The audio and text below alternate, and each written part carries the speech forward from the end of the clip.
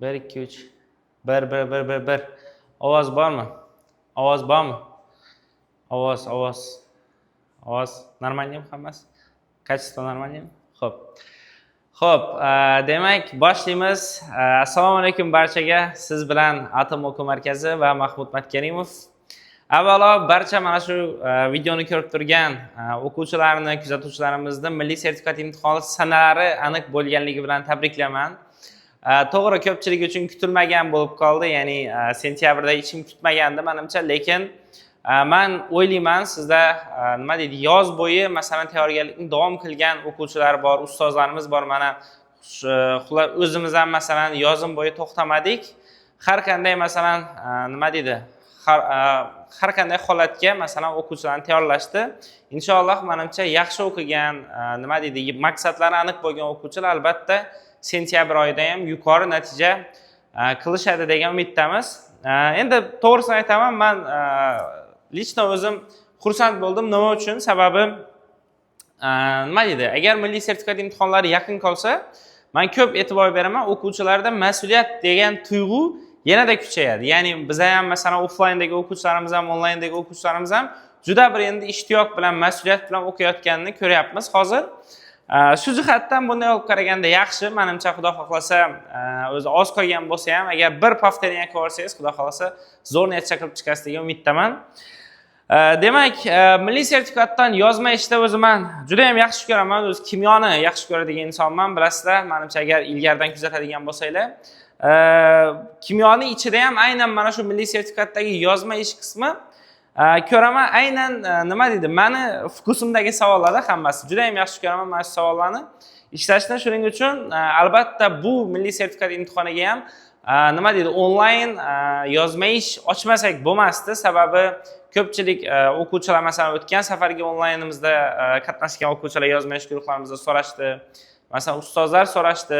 Xullas, onlayn mana shu yozma ish uchun nimalar oching, kurslar oching degan narsani ko'p aytishdi. Shuning uchun albatta Xudo xohlasa mana shu nima deydi, men fevral oyidagi milliy sertifikat imtihonlarini tahlil qilamiz. O'sha u yoqdan keyin Xudo xohlasa kursga o'tib ketamiz. Demak, birinchi kecha, to есть kecha emas, bugun ertalab sizlarga tashlagan savolim bu 21-fevral birinchi semena imtihonida tushgan original yozma ish savollari edi. Juda ham bir zo'r savollar, to'g'risi. Men o'zi bu narsani ilgaridan olib qo'ygandim, lekin yozda tahlil qilmadim. Nimaga? Chunki baribir yozda ko'pchilik dam olish, boshqa degan narsalar bilan yuradi. Milliy sertifikat imtihoniga yaqin qolganda albatta ko'pchilikka yozma ishda qiziq bo'ladi. Shuning uchun ham aynan bugun mana shu savolni tahlil qilib beraman, 41-43 ni. Qo'llab-quvvatlab turinglar, iloji bo'lsa kommentariyalarda, boshqalarda like-larni bosinglar, Xudo xolasa. Shunda ko'pchilikka foydali bo'ladi. Demak, ketdik. Gapni uzoq cho'zmaymiz. 41-savol. 5,43 gram massali tarkibida natriy, xlor va kislorod bo'lgan tuzga sulfat kislota ishtirokida kaliy yodid eritmasi ta'sir ettirildi. Natijada 0,12 mol qoramtir kulrang oddiy modda idish tubiga cho'kdi.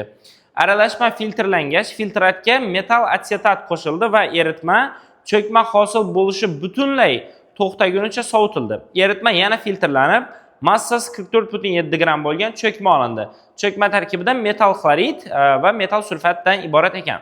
Cho'kma ajratib olingach, eritmada faqat ishqoriy metal asetatlari qoldi va ushbu eritma diafragma orqali eritmadan ajratilib elektroliz qilinganda tuz qolmabdi va 6,7 amper bilan tok elektroliz qilinibdi. Va bizdan so'rayapti, demak, necha soat davomida elektroliz qilinganligini. Demak, jarayon davomida katot va anodda hosil bo'lgan gazlar eritma orqali o'tmagan deyapti. Demak, birinchi so'rayotgan narsa natriy xlor OX ko'rinishidagi tuzni formulasini topishimiz kerak. Ikkinchi so'rayotgan narsa metal atsetat tarkibidagi noma'lum metalni aniqlang hamda jarayonda reaksiyaga kirishgan har bir tuzni modda miqdorini hisoblashimiz kerak ekan. Uchinchi, elektroliz uchun qancha vaqt sarflanganligini, shuningdek katot va anodda ajralgan gazlar aralashmasining sifat hamda miqdoriy tarkibini topishimiz kerak ekan. Xo'p, keyingi masala, dastlabki reaksiyada hosil bo'lgan qoramtir kulrang modda idish boshqa idishga ko'chirildi va unga konsentrlangan qaynoq nitrat kislota eritmasi quyildi. Natijada qo'ng'ir rangli gaz va HXO3 tarkibli kislota hosil bo'lgan. Kislotaning massasi va gazning modda miqdorini hisoblang deyapti. Men har doimga aytadigan narsam, agar kim birinchi marta ko'rayotgan bo'lsa, har doim milliy sertifikat imtihonida yozma ish qismida Birinchi navbatda to'liq o'qib chiqishingiz kerak. To'g'ri, katta masala bo'ladi, boshini o'qib oxiriga kelganda boshingiz esingizdan chiqadi, lekin bir marta to'liq o'qib chiqish bu har doim foydali bo'ladi va undan keyin uje masalani porsiyalarga bo'lamiz va ishni boshlaymiz. Demak, birinchi tarkibida natriy, xlor hamda kislorod bo'lgan tuz bor ekan bizda. Demak, natriy, xlor, OX deb belgilasak bo'ladi buni. Endi bunga sulfat sita ishtirokida kaliy yodid eritmasi ta'sir qildirilibdi. Demak, sulfat sita ishtirokida kaliy yodid plus sulfat kislorod ta'sir qildirilgan. Endi qarang, bu yerda tabiiyki oksidlanish qaytarish reaksiyasi bo'lib turibdi va bu yerda yod -1 oksidlanish darajasini namoyon qilganligi uchun albatta u qaytaruvchi. Mana bu yerdagi xlor esa oksidlovchi vazifasini bajaradi. Demak, bizda nima hosil bo'ladi bu yerda? Oddiy modda cho'kmaga tushdi deyapti. Albatta bu yod, chunki bilasiz, yod kristal holatda cho'kmaga tushadi. Plus, demak, hosil bo'ladi bizda natriy sulfat plus kaliy sulfat. Yo'q, natriy sulfat hosil bo'lmaydi bu yerda. Chunki qarang, natriy sulfat bo'linib ketsa, mana bu xlorni o'zi alohida qolishi kerak. Uzr. Mana shu yerda sal adashib ketdim. Natriy xlorid plus kaliy sulfat. Demak, natriy xlorid plus kaliy sulfat plus yod plus demak suv hosil bo'ladi. Endi bizga berayotgan narsa 5,43 gram massali deyapti. Ya'ni mana bu tuzimiz 5,43 gram ekan. Va ajralib chiqdi 0,12 mol yod. Bu 0,12 mol ekan. Endi biza birinchi topishimiz kerak bo'lgan narsa mana bu yerdagi xlor X dagi, kislorod X dagi mana shu kislorodni topishimiz kerak. Ya'ni tuzni formulasini. Endi qarang, buni topishda 3-4 xil varianti bor. Men sizga hozir masalani ishlab bo'lganimizdan keyin 3-4 xil variantini ham ko'rsataman. Birinchi hammaga tushunarli bo'lgan o'sha elektron balans uslubi orqali ko'rsataman. Lekin keyingilari bundan oson. Mana shu video agar masalan saqlanib qoladigan bo'lsa, keyinni ko'rish uchun sizga motivatsiya. Chunki mana shuni oson topish variantini ham o'rgataman. Qaranglar. Demak, ketdik. Birinchi klassik variantida tabiiyki biz bu yerdagi xlorni oksidlanish darajasini topib olishimiz kerak. Bilamizki, kislorod -2 bo'ladi. Demak, xlorni +n deylik va natriyni +1 deylik, masalanda. Endi bilamiz, modda tarkibidagi hamma atomlarning oksidlanish darajalarining yig'indisi 0 ga teng bo'ladi. Demak, bizda +1 +n +-2x teng 0 desak bo'ladi. Ya'ni tushundingizmi? Natriyniki, xlorniki va minus kislorodniki jami yig'indi 0 ga teng bo'ladi. Endi qarang, bu yerda biz n ni hisoblab oladigan bo'lsak, 2x -1 bo'ladi. Ya'ni bu degani dastlabki xlorni oksidlanish darajasi 2x -1 oksidlanish darajaga ega ekan. Ya'ni aynan mana shu birikmaning ichidagi xlorni oksidlanish darajasi plus 2x -1. Tushundingizmi menimcha? Xuddi mana shunaqa bo'ladi. Endi qarang, bizada yod -1 dan demak 0 ga o'tyapti. Xlorimiz mana shu 2x -1 dan -1 ga o'tyapti. Ya'ni bizada oksidlanish hamda qaytarish jarayonlarini ko'rib chiqamiz. Masalan, oksidlanish jarayoni bilasiz, qaytaruvchi oksidlanadi. Demak, oksidlanish jarayonida yod -1 dan o'tadi, demak yod 0 ga. Qarang, bu yerda 2, shuning uchun bu yerga 2 qo'yamiz va -2 elektron bo'ladi. Ya'ni qaytaruvchi bizda 2 ta elektron beryapti. Endi bizda qaytarilish jarayoni, chiroyliroq bo'lsin. Qaytarilish jarayonida demak, qarasak, xlorimiz 2x -1 dan o'tyapti, xlorimiz -1 ga. Endi qarang, mana shu yerda bir jihati bor. Ya'ni shu yerda nechta elektron qabul qilganligini topishimiz uchun biz nima qilishimiz kerak? Mana 2x -1 -1 bo'ladi-da. Nimaga? Chunki har doim aytamiz, o'quvchilarga chapdagi, demak, oksidlanish darajadan o'ngdagi oksidlanish darajani ayirsak, nechta elektron olgani yoki bergani kelib chiqadi. Demak, bu yerda qaraydigan bo'lsangiz, mana bu yer 2x -1 plus 1 bo'lib ketadi va buga qisqarib ketgani hisobiga 2x o'zi qoladi.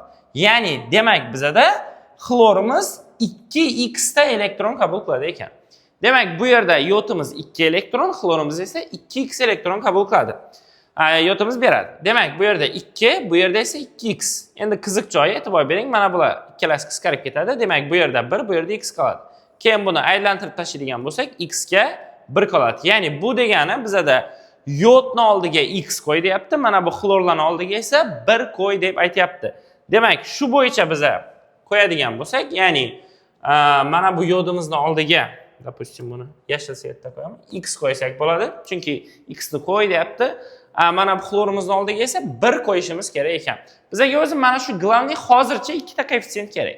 Demak, 0.12 ni pastiga x ni qo'yamiz, buni pastiga esa 5.43 ni pastiga malyar massasini qo'yishimiz kerak. Ya'ni massa taqsim malyar massa bo'lganligi hisobiga 58,5 plus 16x bo'ladi. Va endi proporsiya qilamiz va demak x ni hisoblashimiz kerak. Lutchi 543 0.12 ga bo'laman, menimcha yaxshiroq bo'ladi. 543 bo'lamiz 0.12. Demak, bu bilan bu qisqaradi ekan. Endi bir chiroyli son bo'lib qisqarmaydi, lekin qisqaradi. 45-25. Ana endi 45-25 ni x ga ko'paytsak, men bu yerga yozaman. 45,25x teng. Demak, 58,5 plus 16x bo'ladi. Endi bu yoqqa o'tadigan bo'lsa, 16 ni ayirsak 29-25. 29-25, to есть x teng 58,5. Значит, x'imiz buni bunga bo'lsak 2 chiqadi. Ya'ni bizada dastlabki birikmamiz natriy xlorid ekan. Ya'ni natriy xlor O2 abituriyentchasiga aytadigan bo'lsak. Natriy xlor O2. Aynan mana shu tuz ekan bizada. Qarang, mana chiroyli yechim qildik. Menimcha oddiy. Birinchi navbatda oksidlanish darajasini hisoblab oldik. Buni masalan birinchi ishimiz qiladigan bo'lsak, ikkinchi navbatda balansni to'g'rilab oldik. Uchinchi bu yerda koeffitsiyentlarni qo'ydik va to'rtinchi ishimiz mana shu tenglamani qildik va bizada x'imiz chiqdi. Demak, natriy xlorid degan tuzimiz ekan. Endi buni topishni boshqacha variantlari ham bor, xususan ekvivalentdan ketib ishlash mumkin yoki reaksiyani umuman yozmasdan turib ham ishlash varianti bor. Uni mana shu masalan to'liq yechimini ko'rsatganimdan keyin ko'rsatib beraman, xudo xolasa. Charchab qolmasak. Endi reaksiya уже bizada demak birinchi so'rayotgan narsa chiqdi, natriy xlorid ekan. Endi reaksiyani bir to'liq yozib olamiz. Ya'ni natriy xlorid plus kaliy yodid plus sulfat kislota. Demak, bizada hosil bo'lyapti natriy xlorid, yod plus kaliy sulfat plus suv. Demak, bu yerga esinglarda bo'lsa 2x qo'yishimiz kerak. Yo'q, x ni o'zini qo'yishimiz kerak edi. Ya'ni x ni o'zini qo'yadigan bo'lsak, bu yerga 2 qo'yishimiz kerak. Oldida x'ni tenglash uchun bu yerda 4, shuning uchun bu yerga 4, bu yerlarga 1 qo'yishimiz kerak. Demak, 1 bo'ldi. Tak, kaliyimiz 4, bu yerda 2 qo'yamiz. Demak, bu yerda 2, shuning uchun bu yerga ham 2 qo'ysak, bu yerga ham 2 qo'ysak, menimcha reaksiyamiz teng bo'ladi. 8-10, 8-10 bo'ldi. Mana reaksiyamiz teng. Endi qarang, birinchi bosqichdan o'tdik. Endi keyingi qiladigan ishimiz уже дальше keyingi so'rayotgan narsalarni qilamiz. Demak, bizada aralashma filtrlan, 0.12 mol qoramtir kulrang oddiy modda idish tubiga cho'kdi. Aralashma filtrlangach, filtratga metal atsetat qo'shildi. Qarang. Demak, bizada 0.12 mol orqali ketish eng udobli bu yerda. 0.12 mol yod bor edi, pastiga 2 qo'yadigan bo'lsak, mana bu yerga ham 2 qo'yadigan bo'lsak, buni miqdori 0.12 mol bo'ladi. Mana bu natriy xloridning miqdori 0.06 mol bo'ladi. Mana. Endi bizada filtrat degani filtrlagan vaqtimizda, demak, cho'kmani o'zi qoladi, filtrdan o'tgan eritmaga filtrat deb aytiladi. Demak, filtrat tarkibida bizada natriy xlorid hamda kaliy sulfat mavjud. O'sha filtratga metal atsetat qo'shildi va cho'kma hosil bo'lgunga qadar sovitildi, deyapti. Ya'ni natriy xlorid, demak, natriy xlorid plus metal atsetat. Demak, hosil bo'lyapti bizada metal xlorid, metal 2 valentli. Shuning uchun natriy atsetat. Endi reaksiyani tenglaydigan bo'lsak, bu yerga 2, bu yerga 2 qo'yib olsak, menimcha reaksiyamiz tenglashadi. Endi keyingi masala kaliy sulfat. Kaliy sulfatga, demak, metal atsetat qo'shamiz. Buni qo'shadigan bo'lsak, demak, bizada cho'kmaga tushyapti metal sulfat. Bu ham cho'kma, bu ham cho'kmak, ha? Xo'p, plus 2 ta, albatta bu yerda ham kaliy atsetat hosil bo'ladi. Endi demak, reaksiyamiz teng menimcha. Qarang. Bizada mana bu ikkalasini massasi 44,7 gram deyapti. 44,7 gram. Endi qaraydigan bo'lsak, bularning ikkisini miqdori bor. Ya'ni bu 0,06 mol, bu 0,06 mol bo'lsa, bu 0,03 mol bo'ladi. Demak, bu 0,12 mol, bu 0,12 mol bo'lsa, bu 0,12 mol bo'ladi. Va endi biza shundan foydalanib metalni topsak bo'ladi menimcha. Uje bu yog'i ham oson. 0,03 ko'paygan x plus 71 plus 0,12 ko'paygan x plus 96 teng 44,7. Demak, bizadan 0,15x bo'ladi bu yerda. 0,15x teng deyman, uje u yog'ini menimcha bilasizlar. 0,03 ni ko'paytiramiz 71 ga 2,13, 2,13 demak 0,12 ni ko'paytiramiz 96 ga 11,52, 2,13 ni qo'shamiz va ayiramiz 44,7 dan. Demak 31,05 gram 0,5 chiqyapti xolos. Shunaki endi buni 0,15 ga bo'lsak 207 chiqyapti. 207 mayor massaga ega bo'lgan, albatta bu metal qo'rg'oshin. Bilasizlar, mana ikkinchi demak bizada so'rayotgan narsasi mana shu noma'lum metalni aniqlang hamda jarayonda reaksiyaga kirishgan har bir tuzning miqdorini toping deyapti. Har bir tuzning miqdori menimcha o'sha topildi. Mana bu yerda. Endi demak qo'rg'oshin ham topildi. Demak ikkinchi so'rayotgan narsa ham bizada chiqdi o'sha. Ikkinchi so'rayotgan narsa ham chiqdi. Birinchi so'rayotgan narsa ham chiqqandi, ikkinchi so'rayotgan narsa ham chiqdi. Endi qarang, cho'kma ajratib olingach, eritmada faqat ishqoliy metal atsetatlari qoldi va ularni elektroliz qildik deyapti. Demak, bizaga mana bu atsetatlarning ham miqdorlari kerak. Bu yerga 2 qo'ysak, buni moli 0,06 mol. Bu 0,12 mol bo'lsa, bu esa 0, demak 24 mol bo'ladi adashmasam. 0,24 mol bo'ladi. Endi qarang, shu ikkalasini elektroliz qilishibdi. Demak, bu ikkalasi natriy atsetat va kaliy atsetat. Endi qarang, birinchi so'rayotgan narsa bu yerda tuz to'liq elektroliz bo'lgan deyapti. Shuning uchun mana tuz qolmagunicha deyapti.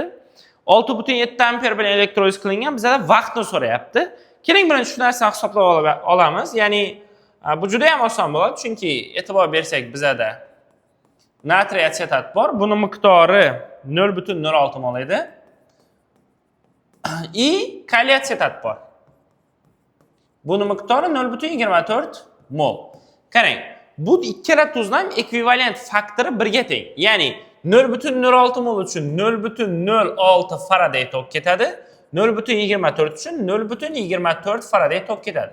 Nima uchunligini bildingiz-a? Menimcha, ya'ni 1 mol uchun ketadigan faradayning miqdori teng bo'ladi ekvivalent faktoriga. Bularning ekvivalent faktori 1 ga teng. Masalan, sulfatsida 2 farad, endi sulfatsida elektroliz bo'lmaydi-yu, mis2 sulfatda 2 ga teng, chunki 1 mol uchun 2 faraday tok ketadi. Kumush nitratda 1 ga teng. Xuddi shunga o'xshagan natriy atsetatda, demak 1 mol uchun ekvivalent faktori 1 bo'lganligi uchun 1 faraday ketadi. 0,06 uchun 0,06, bu uchun 0,24 faraday ketadi. Jami demak 0,3 faraday tok ketadi. Endi qarang, bizda faradayni topishimiz uchun tok kuchini vaqtga ko'paytirib, faraday doimiysiga bo'lishimiz kerak edi. Ya'ni 0,3 teng 6,7 ko'paygan x bo'lingan 26,8 bo'ladi. Bu bilan bu qisqarib ketsa o'sha 4 x topadigan bo'lsak, biza 1,2 soat chiqadi. Ya'ni bizada vaqtning miqdori 1,2 soat ekan. Menimcha bu narsani ham tushundingizlar. Ya'ni uchinchi so'rayotgan narsa bizadan shu edi. Elektroliz uchun ketgan vaqtni hisoblang deyotgandi. Mana elektroliz uchun ketgan vaqtni ham hisobladik. Endi shuningdek katod va anodda ajralgan gazlar aralashmasining sifat hamda miqdoriy tarkibini toping. Demak, endi bularni biz elektroliz qilishimiz kerak va gazlarning miqdorlarini qo'shib chiqishimiz kerak. Demak, natriy atsetat elektroliz qilinsa, bu kimning reaksiyasi edi? Kommentariyga yozib yuboring iloji bo'lsa. Kimning reaksiyasi? Mana shu reaksiya. Natriy atsetatning elektrolizi.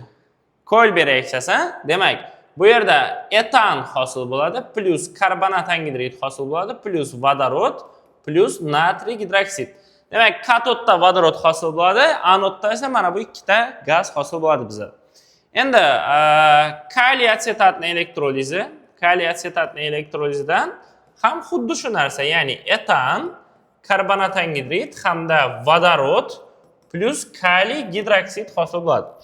Reaksiyani tenglaydigan bo'lsak, bu yerga 2 qo'yamiz. Demak, bu yerga ham 2, bu yerga ham 2, bu yerga ham 2 qo'ysak, menimcha o'sha reaksiyamiz teng.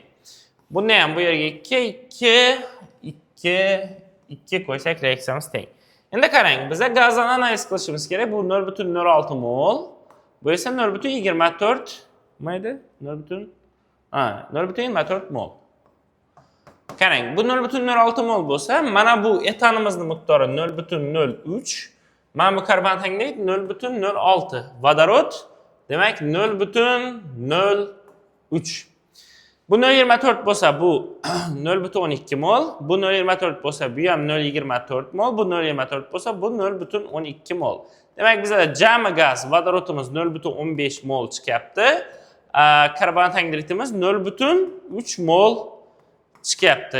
Etanimiz 0.15 mol hosil bo'lyapti. Demak, 3-chi so'rayotgan narsalar davomi, ya'ni bizdan mana shu katotanotlarda ajralgan gazlarning miqdorlarini hamda sifatlarini toping deyotgandi. Demak, 0.15 mol etan, 0.3 mol karbon tanglik hamda 0.15 mol vodorod gazlari ajralib chiqadi. Demak, biz 3 ta shartni bajardik. Endi keyingi sharti 4-chi, dastlabki reaksiyada hosil bo'lgan qoramtir kulrang modda boshqa idishga ko'chirildi va unga konsentrlangan qaynoq nitratsiya eritmasi quyildi. Qo'ng'ir rangli gaz va H-yod-3 formula tarkibli kislota hosil bo'ldi. Kislotaning massasi hamda ajralgan, demak, gazning modda miqdorini toping deyapti. Endi qarang, bizda 4-chi so'rayotgan narsasi bu umuman o'sha yodni topib bilgan odam, qarangda, bitta narsa, masalan, o'quvchi aytaylik ekzamenga kirdi va prosta o'sha yodni bildi. Yodni bilgan taqdirda ham 4-chini ishlab bilardi-da. Chunki yod 0.12 mol chiqqanligi aniq. Bu yog'ida masalan bitta reaksiya yozadi, чтобы yodni konsentrlangan nitrat kislota bilan reaksiyasini yozadi. Eng qizig'i buni ham berib qo'yibdi-da. H yod O3 ya'ni yodad kislota plus demak NO2 qo'ng'ir rangli gaz ajraldi deyapti, plus suv. Mana shu narsalar hosil bo'ladi. Endi reaksiyani tenglikda, masalan bu 0 dan plus 5 ga o'tyapti, bu plus 5 dan plus 4 ga o'tyapti. To'g'rimi? Demak, bu yerda masalan 1, bu yerda 10. Demak, bu yerga 10, naверное. Bu yerga 2 qo'ysak, 10, 2 bu yerga 4 qo'ysak, menimcha reaksiyamiz teng bo'ladi. 24, 6, 30 bo'ldi, reaksiyamiz teng. Mana. Endi qarang, mana shu bo'yicha biza mana bu kislotaning massasi va NO2 ning hajmini topishimiz kerak ekan. Bu 0.12 mol bo'lsa, pastda 1 qo'yamiz. Demak, 2 ko'paygan, buni endi mayor massasi 128 ga qo'shamiz 48 dan. 176. Demak, buni massasini topamiz, ko'paytiramiz, demak 2 ga ko'paytiramiz 0. To есть 2 ko'paytiramiz 176, ko'paytiramiz 0.12. Chiqadi 42.24 gram. 42.24 gram. Mana yodad kislotamiz 42.24 gram ekan. Endi mana bu ajralib chiqqan gazni modda miqdorini so'rayapti, hajmini emas ekan. Demak, buni miqdorini topadigan bo'lsak, bu 1.2 mol chiqadi. Mana. Demak, bizda so'rayotgan hamma narsani topdik. Ya'ni birinchi so'rayotgan narsasi natriy xlor O2, ikkinchi noma'lum metallimiz demak qo'rg'oshin chiqdi va har bitta tuzning miqdorini topgandik. Va uchinchida elektrod uchun ketgan vaqt 1.2 soat va katotanotdan chiqqan gazlarni ham analiz qildik va to'rtinchida demak mana shu chiqqan ikkita moddaning massasini so'rayapti. Bir narsa aytaman, mana shu fevral oyidagi, ya'ni qishki imtihonga agar analiz qiladigan bo'lsangiz va undan oldingilarga ham e'tibor beradigan bo'lsangiz, bu safargi milliy sertifikat eksperti o'zi bu safargi mana shu oxirgi imtihonlarda mana shu reaksiyalarni juda ham yoqtiryapti. Ya'ni 41 da asosiy reaksion o'tishda tushyapti. Shuning uchun ham siz shunga taalluqli bo'lgan, demak, yozma ishlarni ko'proq ko'rsangiz, bu narsalarni xudo xolasa ishlab bilasiz. Uni qaysi kitobda borligini ham aytardim-da, lekin endi uni yozma zakritiy gruppada aytamiz, xudo xolasa. Xo'p, mayli. Endi qarang, men hali yuqorida sizlarga bitta narsa aytgandim, ya'ni mana bu yerdagi x ni topishni boshqa bir varianti bor deb aytgandim. Shuni bir ikkita yaxshiroq variantini ko'rsatib ketaman. Shu bilan keyin 42 ga o'tib ketaveramiz. Qarang, boshidan masalan shuni ishlasak, ya'ni ikkinchi uslub deylik. O'sha x ni topishning ikkinchi uslubi. Qarang. Demak, bu yerni tushundingiz, ya'ni natriy xlor OX da mana buni oksitlanish darajasi 2x - 1 bo'ladi. Ha, buni tushundingiz. Demak, bu natriy xloridga o'tadi. va bu yerda bu -1 bo'ladi. Qarang. Demak, 2x ta elektron olyapti. To'g'rimi? Endi yotimiz -1 dan o'tyapti, yotimiz 0 ga. Bu yerga 2, bu yerda endi 2 elektron. E'tibor bering, mana buni miqdori 0.12 mol deyapti. Mana shu oksidlanish qaytarish reaksiyasida men juda ham yoqtiraman mana shu uslubni, ya'ni ba'zan oksidlovchini miqdorini berib yoki oksidlangan moddaning miqdorini berib, xullas qaytaruvchiga taalluqli bo'lgan narsani so'rasa, o'zi aslini olib qaraganda, agar siz praktikasi zo'r bo'lgan o'quvchi bo'lsangiz, reaksiyani tenglash shart emas. Ya'ni qanaqa qilasiz? Qarang. Ya'ni 1 mol yod hosil bo'lishida 2 mol elektron beryapti. Bizda 0.12 mol, demak, yod hosil bo'lgan bo'lsa, necha mol elektron berib hosil bo'lgan o'sha? Ya'ni bu 0.24 mol elektron bo'ladi. Mana. Demak, bizda yod 0.24 mol elektron bergan. Yodid ion deylik. Yodid ioni shuncha elektron bergan, 0.24 mol. Endi uni kim qabul qiladi? Tabiiyki xlor. Endi qarang. Mana buni massasini berib qo'yganda bizda 5.43 gram deb, 5.43 gram. Qarang. Juda ham zo'r uslub qilamiz. 5.43 gramma deymiz. Demak, 0.24 mol elektron qabul qilyapti ekan. Ya'ni bu berdi, bu oldi, tushundingiz? Balans. Bo't. Endi mana buni molar massasini yozsak, 58,5 plus 16x demak 2x ta elektron qabul qilyapti ekan deymiz va proporsiya qiladigan bo'lsak, ximiz shu yerda ham 2 chiqadi, menimcha. Qarang, bu bilan bu qisqarsa 0.12. O'sha bu yog'i haligi yuqoridagi narsaga o'xshab qoldi. Ya'ni 543 ni bo'ldingiz, demak 0.12 ga. Bunda 45.25 x chiqadi. Teng 58,5 plus 16x bo'ladi va xingiz 2 chiqadi mana. X 2 chiqadi. Demak, bu yana bitta uslub. Ya'ni siz e'tibor bering, reaksiyani tenglamadingiz. Endi bu ham baribir shunga o'xshab ketadi. Reaksiyani tenglamadingiz, boshqa qilmadingiz. Qarshi qilib bitta proporsiyada javob chiqaringiz. Bu ham yaxshi. Ya'ni oksid g'oya qanaqa? Bu yerda kimyoviy mantiq bor. G'oya oksidlovchini, demak, oladigan elektronlari qaytaruvchini beradigan elektronlariga teng bo'ladi. Chunki bu balans. Vot, bu ikkinchi uslubi. Endi qarang, masalan, uchinchi uslubini ham ko'rsatib ketaman. Uchinchi uslubida ekvivalent degan narsa bor. Juda ham zo'r narsa. Men o'quvchilarimga aytaman, ekvivalent bu deyman, sen botqoqlikka tushgan paytingda seni qulog'ingdan tortib chiqaradigan narsa deymanda.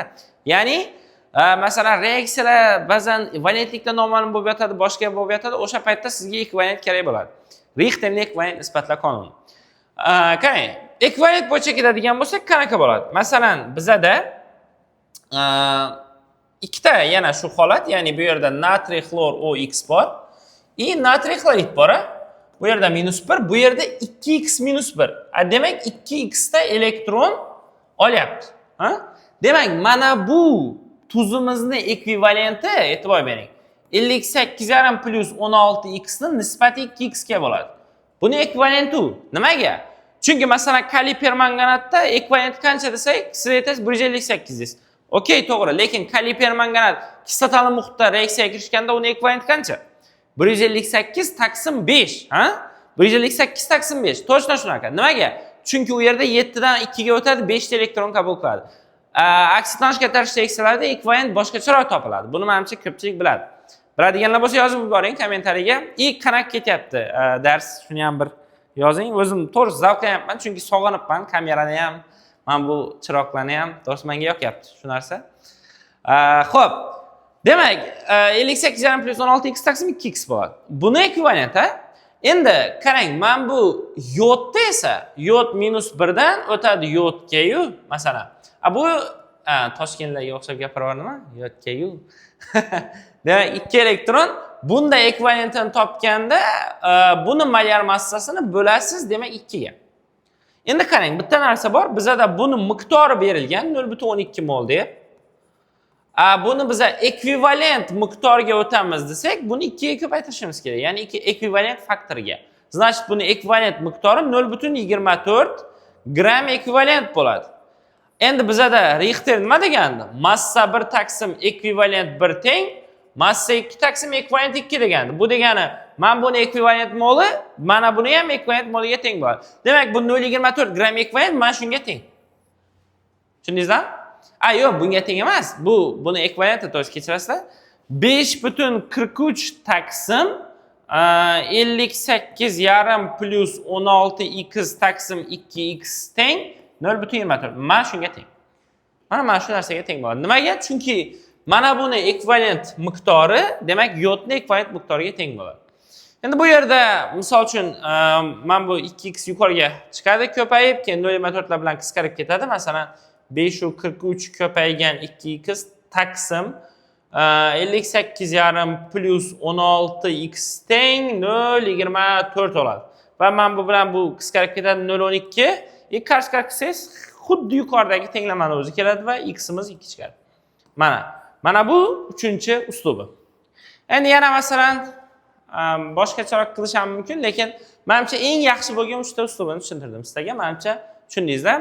Endi bir savol mana shu yerda qaysi uslub sizga ko'proq yoqdi? Birinchi, ikkinchi yoki uchinchi? Yozing kommentariyaga iloji bo'lsa hozir. Ekvivalent ili bundan oldingi oldi berdi zo'ra baribir. Oddiy klassika. Masalan, klassikani menimcha ko'pchilik yoqtirsa kerak. Ayniqsa mana 1 yil 2 yil tayyorlangan o'quvchilar uni yaxshiroq ko'radi. Okey. Mayli. Demak, endi 42-savolga kelamiz. Demak, 42-savolga o'tamiz. Xo'p, 42-savol hozir sizlarni omadingiz kelyapti. Genetik bog'lanishlarni yoqtirmayapti hozirgi ekspert. Katta ehtimol mana shu sizga bir insight mana sentyabrda ham genetik bog'lanish tushmasa kerak, katta ehtimol bilan. Oddiy mana shu 7-lik reaksiyalar tushadi. Agar shularga zo'r tayyorlansangiz, yorib tashlaysiz xudo xolos. Tak, davom ketdik. Bizda reaksiyani davom ettiring. 1, 2, 3, 4, 5, 7 organik moddalarni tuzish formulalarni yozing. 2, 3, 5, 7 ni sistematik nomenklatura bo'yicha nomlang. Birinchi reaksiyada kimyoviy formulasi ko'rsating. 4-reaksiyada hosil bo'lgan va bu moddalar kislotlar organik birikmalari. Okey. Demak, ketdik. Bularni yozamiz. Birinchi 42 Arlov-Tropsch-Fisher uslubi. Arlov-Tropsch-Fisher uslubi. Arlov-Tropsch-Fisher uslubi bilan is gaziga, demak, bizada vodorod qo'shyapti va hosil qilyapti 2,2,4 trimetil pentan hamda suv. Mana shu yerda ko'p o'quvchilar mana shuni brutto formulada yozgan. Misol bu S8 H18 qilib. Mana shu yerda sizni balingiz ketadi, chunki mana shu yerda yozyapti. Organik moddaning tuzilish formulalarini yozing deb. Aniq qilib yozyapti, shuning uchun обязательно struktura qilib yozadigan bo'ling imtihonda. 2,2,4 trimetil pentan. Demak 2,2,4 trimetil pentan 2,4,5 plus demak bizada suv hosil bo'lyapti. Endi qarang, bizada bu yerda 8 ta nima bor? Uglerod bor, shuning uchun bu yerga ham 8 qo'yamiz, bu yerga ham 8 qo'yamiz. Endi bu yerda 18 ta vodorod mavjud, bu yerda 16 ta vodorod mavjud, jami 24 ta. Shuning uchun bu yerga 12 qo'ysak reaksiyamiz teng. Buni imkon qadar vodorodlari bilan yozsangiz yaxshi. Mana shuni qilib yozsangiz sizga yaxshiroq ball beradi. Demak, endi bizadan bo'ldi, birinchi ketdi. Endi ikkinchi. Birinchi, ikkinchi. Ikkinchida 2, 4, 5, 6, 7. Demak, 1, 2, 3, 4, 5, 6, 7. 6, 7. Demak, bu yerda brom, bu yerda brom. Bu yerda SH3. Xo'p, bunga demak ruh qo'shyapti bizada. Ruh qo'shayotgan bo'lsa, bilasiz, ruh boradida mana bromlarni olib ketadi, shuni hisobiga alken paydo bo'ladi. Xo'sh.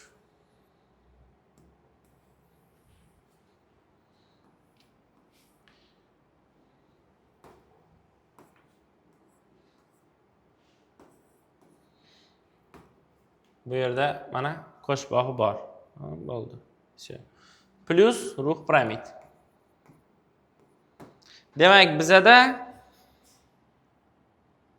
ikkinchidagi moddani sistematik nomini ham so'rayapti. Ikkinchidagi moddaning sistematik nomi bo'lsa, bu yerdan boshlaymiz, chunki qo'shbog'i yaqin bilasiz.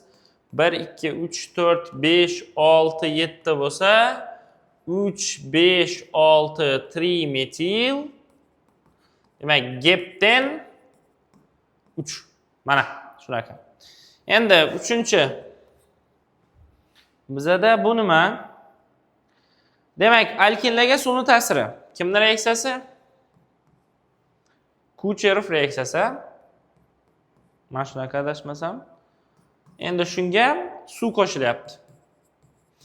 Bunda bilasiz, simov katalizatorlar ostida boradi va bu uziladi, bundan bir kol ochiladi. Vodorod ko'p joyga vodorod kam joyga OH borib, keyin u qayta guruhlanadi.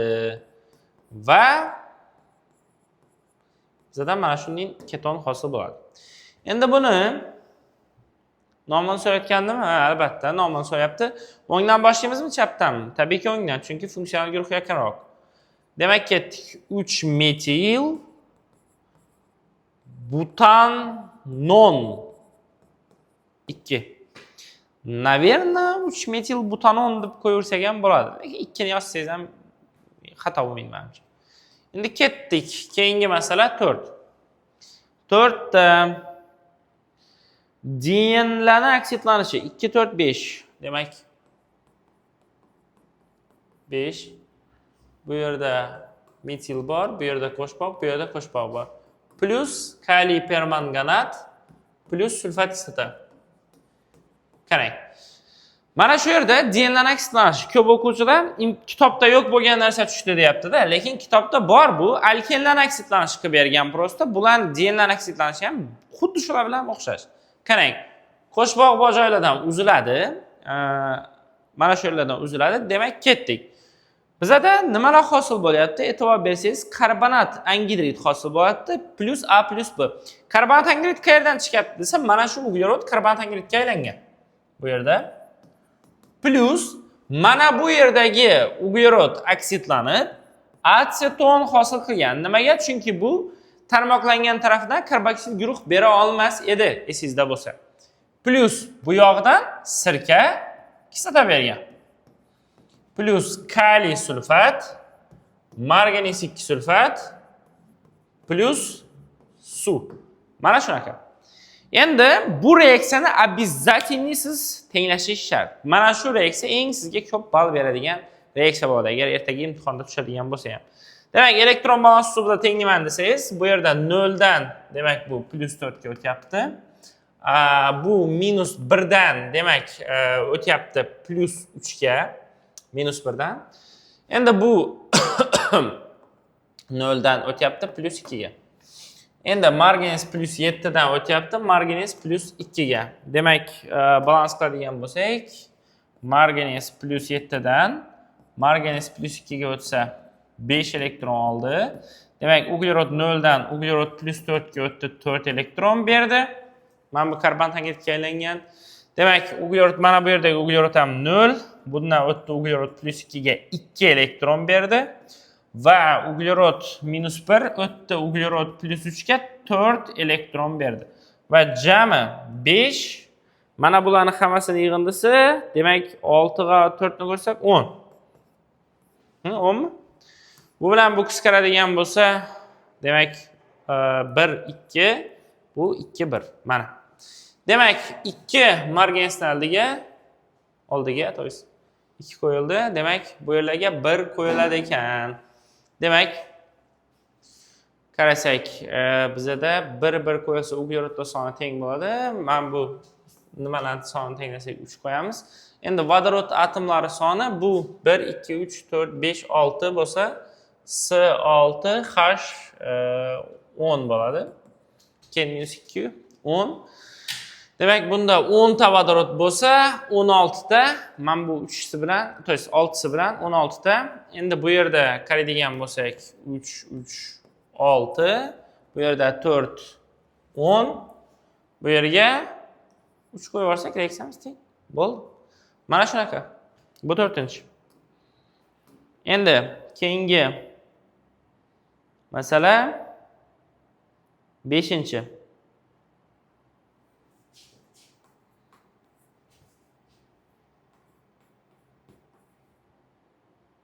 2, 4, 5.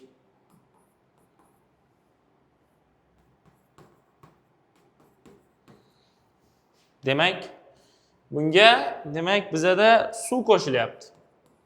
Bu oddiy Markovning qoidasi bo'yicha birikishliksiz, ya'ni bu uziladi. Demak, bunga vodorod kelib birikadi, bunga OH. Ya'ni vodorod ko'p joyga vodorod kam joyga, demak OH degandik. 2, 4, 5. Mana OH. Katta ehtimol bilan buni ham nomini so'ragan bo'lsa kerak. 5-chini. 5-chini nomi.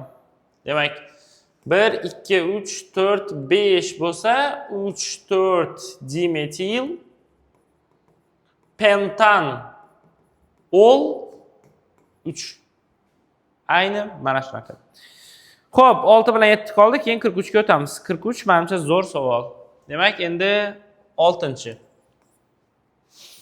Xo'p, 6-chida bizada yog'ni kaliy gidroksid ishtirokida, demak, gidrolizi. Ishqoriy gidroliz. S13H demak 27.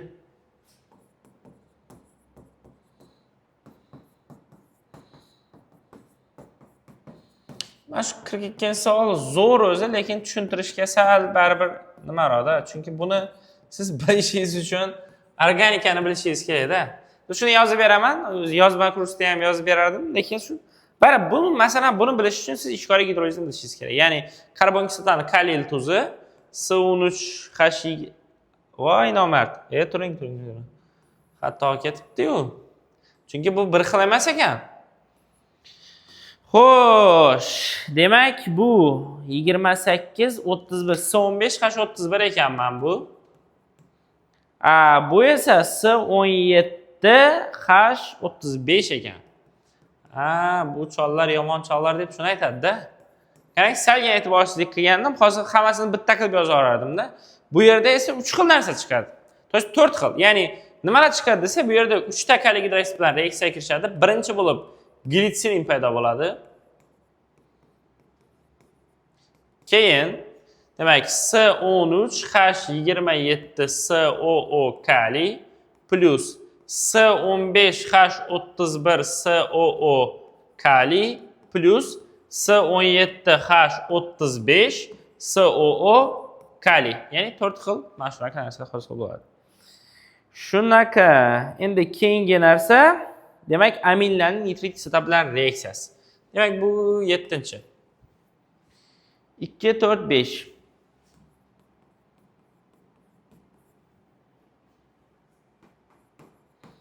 Bu yerda NH2 mavjud. Demak, bunga nitrit kislota ta'sir ettiradigan bo'lsak, bilamiz, bu aminlar uchun sifat reaksiya o'zi, monoaminokislotalar uchun ham sifat reaksiya. Tak, bu yerda mana shu NH2 ning o'rniga OH keladi. Plus azot plus suv. Va katta ehtimol bilan buni ham demak bizdan nomini so'rayotgan edi. 1, 2, 3, 4, 5 bo'lsa, 3 metil pentan ol 2. Ayni mana shu narsalar. Agar siz vodorodlarni yozib, shunaqa qilib hamma reaksiyani chiroyli yozsangiz, xudo xolasa 25 ball olasiz. Bu 100% narsa. Mana shunaqa. Keling endi 43-savolga o'tamiz. Допустим, 43-savol juda ham qiziqli savol. Mana shu nima deydi, analitikaga asoslangan savol. O'tgan safar biz milliy sertifikat imtihonida juda ham ko'p ishlatdim analitika va o'quvchilarning ko'pisi topib chiqdi. Men xursand bo'ldim. Mana shu даже onlayn yozma ish kursimizda ham ko'p o'quvchilar yozdi-da, ya'ni nimani analitikani tushadi deb aytgandingiz, tushdi va biz topib chiqdik deb, chunki ko'proq materiallarni tashlab berdik, boshqa qildik. Shu bilan yorib chiqishdi xullasda. Bu safar ham xudo xolasa shunaqa zo'r savollarni qilamiz degan niyatimiz bor. Nimaga bu yozma ish kursi foydali? Men bitta narsa aytaman. Endi bu reklama sifatida aytayotganim yo'q, lekin bu chista masalan bir ichimdan chiqib bitta narsa aytaman. Masalan siz qaysidir bir kitobni ishlaysiz, to'g'rimi? Masalan, aytaylik, zo'r kitoblarimiz ko'p. Masalan, Samarqand to'plamini ishlaysiz masalan. Zo'r, lekin ba'zi variantlarda masalan 41 zo'r, 42 uncha yaxshi emas, 43 yaxshi lekin. Masalan-da, biza yozma ish kursimizda masalan qaysidir bir joydan 41 ni eng zo'rini, qaysidir bir joyda 42 ni eng zo'rini va qaysidir bir kitobdan 43 ni eng zo'rini qo'shamizda, hammasi eng zo'r qilib kunda bitta demak milliy sertifikat nimasi bo'ladi-da, yozma ish kursi bo'ladi. Masalan, sizga 27-sanada bo'ladigan bo'lsa, 21-sentyabrda boshlagan taqdirimizda ham 27 tani ko'rasiz. U yerda har xil variantidan ko'rasiz. Tabiiyki, imtihonda siz yozma ishga уже o'rgangan bo'lasiz. Tem bo'li mana bunaqa qilib tushuntirilgandan keyin tabiiyki. Shuning uchun ham men o'zimni o'quvchilarim uchun ochaman. O'zi aslida u yozma ish kurs o'zi atomni o'quvchilar uchun ochiladi. Lekin chetdan ham agar qo'shilaman deydiganlar bo'lsa, bemalol yozsangizlar, albatta yozma ish kursimizga qabul qilamiz. Xudo xolasa o'zi bahosi ham arzon chiqadi. Masalan, bunday olib qaragan vaqtda mehnati katta u narsani, lekin bahosi arzon. Ya'ni prosta o'quvchilarim uchun polibomi qilaman va sizga ham masalan boshqa viloyatda tayyorlansangiz, boshqa yerda tayyorlansangiz bemalol yozishingiz mumkin va bu narsa misol sizga juda ham manfaatli bo'ladi. Oxirida masalan yaxshi tarafi qanaqa qilib yozish kerak, qanaqa qilib yozsa yaxshi ball beradi. Shu narsalarni ham ko'p aytib boramizda. Xullas, hozir aytsam hammasini aytib qo'yaman. Demak, ketdik. 43. A, B, C moddalar anorganik birikmalarning turli sinflariga tegishli. Ularning istalgan ikkita moddasi kamida bitta umumiy element mavjud. Birikmalar tarkibida metallar davriy jadvalining bitta davri va bitta guruhda joylashgan bo'lib, mazkur birikmalarda ularning aksiyalanish darajasi bir xil. Metal massa atomlari esa o'zaro ketma-ket 3 ta davrda joylashgan. B modda A modda bilan bir xil sinfga kiradi. Demak, bizda 4 ta modda ekan, qarang. A, demak A, B, C hamda D. Aytayotgan fikrlari, demak, A modda bilan D modda bir xil sinf. Bir xil sinfga kiradi. Eritmalarning pH qiymatlari, qarang, eritmalarning pH qiymatlari C katta A dan, A katta D dan, D katta B dan deyapti. Endi mana shu yerda juda ham bir muhimda. O'tgan safar ham mana shu analitikaga pHni juda ham zo'r aralashtirib qo'yishdi. Masalan, siz o'ylashingiz kerak. pHi eng kichkina qanaqa, demak, birikmalarda pH kichkina bo'ladi. Albatta siz topdingiz, menimcha bu kislotalar. Demak, mana bu S'imiz, garantiya bu kislota. Endi kimda pH baland bo'ladi? Albatta ishkorlarda. Demak, buning ichida OH ionlari mavjud. Mana, biz o'zi topdik. Endi men bu A bilan D bir xil sinfga kiradigan bo'lsa, katta ehtimol A bilan D'miz bizga tuz ekanda shunda. Mana, oddiy. Endi ketdik u yog'ini. A va B eritmalari shuningdek B va C eritmalari o'zaro aralashtirilganda oq cho'kma hosil bo'lib, idish tubida faqat suv qoladi, deyapti. Demak, qarang. A bilan B qo'shilganda hosil bo'lar ekan bizda oq cho'kma plus eritmada suv qoladi, deyapti. Endi suv qolishi tabiiy. Yo'q, turing, A bilan B. Endi keyingisi B va C eritmalari o'zaro aralashtirilganda cho'kma hosil bo'lib, idish tubida suv qoladi. B bilan C dan ham, ikkitasidan ham oq cho'kma hosil bo'ladi ekan, hamda demak bu yerda ham suv qoladi ekan. Endi bu yerda ham hech narsani bilmaymiz, faqat biladigan vajimiz shu narsa ikkisi. Endi ketdik u yog'ini. D va A eritma aralashtirilganda oq hamda qora cho'kmalar kuzatiladi. E'tibor bering, D bilan A qo'shilganda deyapti bizada oq cho'kma tushadi hamda qora cho'kma tushadi deyapti. Oq hamda qora cho'kma. D bilan A. D va A ikkita tuzni aralashtirsa, oq hamda qora cho'kma hosil bo'ladi ekan. Endi qora cho'kma tarkibida tuzning mayor massasi 233. Demak, mana bu qora cho'kmaning mayor massasi 233 ekan. Endi 233 mayor massasini qidirib topsa bo'ladi, lekin menimcha dakonsa o'qish kerak. Birinchi o'qiganda darrov tuzni qidirishga shoshmaslik kerak, chunki shunaqa bo'lishi mumkin, biz osonroq topishimiz mumkin. Masalan, hozir qora cho'kma desa, nimalar xayolingizga keldi? Masalan, mis-2 sulfid keldi, to'g'rimi? Qo'rg'oshin 2 sulfid keldi. Misol, yana o'sha sulfidlarni ko'psa qora cho'kma. Masalan, nima deydi? Nima ham bor qora? Simoviy 2 sulfid. Вот. Simoviy 2 sulfid ekan, 233. Endi mayli, lekin sulfidlar shu qora cho'kma katta ehtimol bilan, lekin davayt ko'raylik. D va C eritmalar eritmasi bilan reaksiyaga kirishganda nitroksiyaga eritmaydigan oq cho'kma hosil bo'ldi. E'tibor bering. D bilan S qo'shilganda nitrat kislotada erimaydigan oq cho'kma. Demak, nitrat kislotada erimaydigan deyapti. Barcha kislotalarda erimaydigan bitta cho'kma bor. Bu bariy sulfat. E'tibor bering, bariy sulfat. Demak, bizada D bilan S qo'shilganda bariy sulfat chiqyapti. Demak, mana bunda bariy bor ekan. Bu esa sulfat kislota ekan. Mana chiqdi bizada. Nimaga? Chunki e'tibor bersangiz, bizada bariy sulfatga tegishli shu nitrat kislotada erimaydi yoki ba'zan buni barcha kislotalarda erimaydigan cho'kma deb ham beradi. Men bitta material tayyorlaganman, analitika bo'yicha shuni kanalga tashlab qo'yganman. Shuni ko'rsangiz, shu yerda ham yozilgan shu narsa. Endi bu cho'kmaning tarkibi B va S moddalar reaksiyada ajralgan cho'kmaning tarkibi bilan bir xil. E'tibor bering. B bilan S qo'shilganda ham aynan bariy sulfat cho'kmaga tushadi ekan. B bilan S. E'tibor bering. B bilan S da ham bariy sulfat cho'kmaga tushsa, bu bariy gidroksid значит. Mana bizada asta-sekin chiqyapti. Bu bariy gidroksid, bu esa sulfat kislota. Endi bunda bariysi bor yonida, lekin nimasi borligini paka bilmaymiz. Endi D va S eritmalari o'zaro aralashtirilganda palag'da tuxum hidini eslatuvchi o'tkir hidli gaz. Nima u palag'da tuxum hidini eslatuvchi gaz? D va S dan shu vodorod sulfid hosil bo'ladi ekan. D va S dan vodorod sulfid hosil bo'lsa, bizada asta-sekin tuzlarimiz ham aniqlanyapti menimcha. D bilan S ni qo'shilishidan vodorod sulfid hosil bo'ladi ekan. Qarang.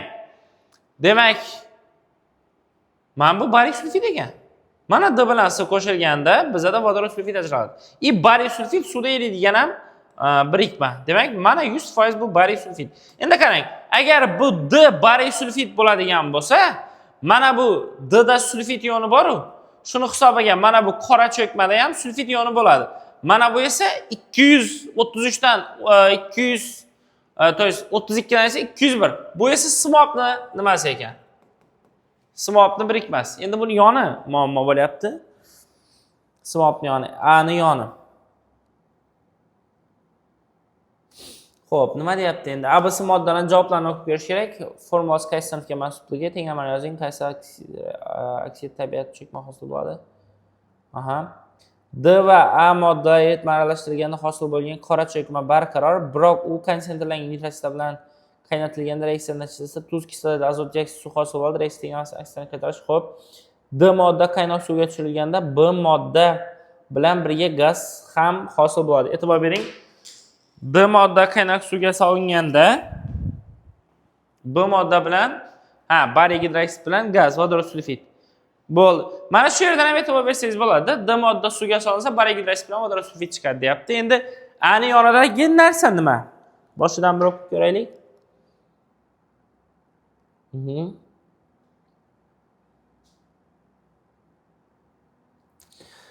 Xo'p, ularning ikkita moddasida kamida bitta umumiy element.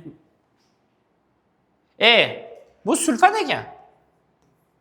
Qayerdan bildik? Chunki bularni aytayapti bizada любой ikkitasida ikkita bir xil element mavjud deyapti. Qarang. Masalan, bu bilan buda masalan kislorod bor desak bo'ladi. Yoki bu bilan bunda masalan oltin gurt bor desak bo'ladi. Bu sulfat значит. Metal massalar o'zlari ketma-ket 3 ta davrada joylashgan. Sulfat, точно. Demak, birinchida simob 2 sulfat, ikkinchida bariy gidroksid, uchinchida sulfat va to'rtinchida bariy sulfid ekan. Bularni topdik. Barcha reaksiya tenglamalarini yozishni menimcha bilasiz. Endi qora cho'kma, ya'ni qora cho'kma simob 2 sulfidni e'tibor bering, mana shu uchinchida. Menimcha u ham qiyin emas. Prosta qora cho'kma barqaror, biroq u konsentrlangan nitrat kislota bilan qaynatganda, ya'ni qora cho'kma simob 2 sulfid konsentrlangan nitrat kislota bilan qaynatilganda aytayapti bizada simob 2 nitrat plus demak kislota azot dioksidi va suv. Demak, kislotamiz bu yerda sulfat kislota, azot dioksidi NO2 hamda albatta nima hosil bo'ladi? Suv. Ayni mana shu. Bu endi reaksiyani elektron balans usubi bilan tenglang deyapti. Mana shu yerda lekin tenglash usubini ko'rsatmasangiz balangizni qirqadi. Обязательно tenglash usubini ko'rsatish kerak. Elektron balans deyapti. Xo'p, 4-da bariy sulfidga qaynoq suv qo'shadigan bo'lsak, bariy gidroksid bilan vodorod sulfid hosil bo'ldi deb aytyapti. Buni ham tenglash muammo emas. Menimcha tushundingiz. Bu yog'ini menimcha eshita bilasiz. Doskani ham tashab qo'yaman, xudo xohlasa. Bitta narsa aytmoqchiman. 27-chi, demak, bizda sentyabrda milliy sertifikat imtihoni bo'ladi. Birinchisi, shuning uchun bizda Atom o'quv markazida milliy sertifikat guruhlarini onlayn guruhlari ham offline intensiv guruhlari ham ochilyapti. Onlayn va offline intensiv guruhlarda nima bo'ladi desa, birinchi navbatda demak, eng muhim mavzularni повторенияsi bo'ladi va ikkinchi sizga aynan mana shu yozma ish kursi ham plus yozma ishlarni qanaqa qilib yozish, qanaqa qilib yozsa ko'proq demak ball olish mumkin yoki vaqtni qanaqa qilib yetirish mumkin, shunga o'xshagan narsalar bo'yicha tushunchalar beriladi va bu masalan o'tgan yil tayyorlangan o'quvchilar uchun ham juda ham foydali bo'lgan. Ayniqsa mana shu yozma ish kursimiz ham juda ham foydali. Men real aytyapman, bu narsani o'quvchilarni o'tgan yilgi masalan o'tuvlarni ham tashab qo'yishim mumkin. Bahosi demak, intensiv yozma ish kursimizning bahosi 250 ming so'm oylik. Onlayn kursimiz haqida gap ketyapti. Bemalol agar kim qatnashishni xohlasa, mana shu Atom Online degan profilga yozsin va xudo xohlasa onlayn Atom Media, turing shu onlayn Atommi, Atom Online'mi? Mana shu Atom Online ga yozsangizlar, xudo xohlasa onlayn Atom ekan, mana shu onlayn Atom. Mana shunga yozadigan bo'lsangiz, xudo xohlasa bizni yozma ish kursimizga yozilishingiz mumkin. Bundan tashqari bizda mukammalroq bo'lgan, ya'ni mana shu yozma ish kursi ham uni ichida bor bo'lgan milliy sertifikat intensiv kursimiz ham bor. Uni narxi 350 ming so'm plus mana bu 250 minglik kurs uni ichida beriladi. Shuning uchun u ham juda ham foydali. Unda kunda masalan u intensiv kursda kunda bitta variant tahlil qilinadi. Masalan 1 dan 43 gacha plus yoniga mana bu yozma ish kursini ham bepulga olishingiz mumkin. Agar 250 ming kursni oladigan bo'lsangiz, unda faqatgina mana o'zimning yozma ish kursim mavjud. Demak, xohlasangiz albatta yozilinglar, chunki maslahat beraman, juda ham yaxshi bo'ladi, buni ustiga ishlanadi, mehnat qilinadi, shuning uchun sifati ham shunga loyiq. Agar savollar bo'lmasa, endi savollar kelyapti, lekin hozir o'sha vaqt ham yaxshi bo'lib qoldi. 1 soatga yaqin tahlil qildik, menimcha.